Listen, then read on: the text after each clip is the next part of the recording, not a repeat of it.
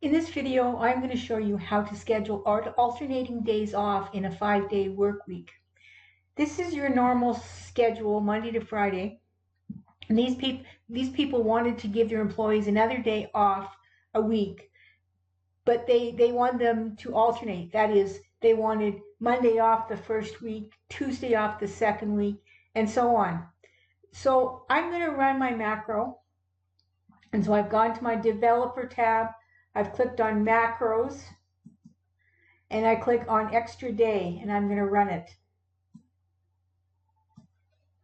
Now you can see that everybody gets a different day off a week. This employee gets Monday off this week, Tuesday off the next week, Wednesday off the week after. But there's kind of a nice thing. Every 5th week they get a 4-day weekend, which is very nice. So let me show you the code. The program is called extraday. I've declared R and C as long, and those are for my rows and columns. And I've declared C and T, or count, as my count and that as long. I've set R equals 7 and column equals 2. And then I've selected sheet 1 cells RC. And then what I'm doing is I'm going by each row. So for the first row, the ActiveCell.Value is the one that's off.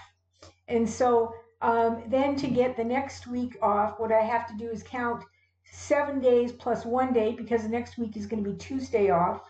And I keep going like that until I get to Friday. And this is Friday here.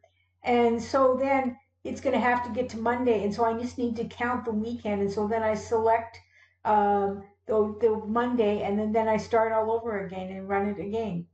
Now, for the second row, my the first day off is Tuesday, so I select my first value and I offset by 1, and that's Tuesday. Now I do this for each of the days until the end of the lines of employees. And so that's how I do an alternating day off in a 5-day week schedule. I will, of course, include the code in the description of my video. Please subscribe.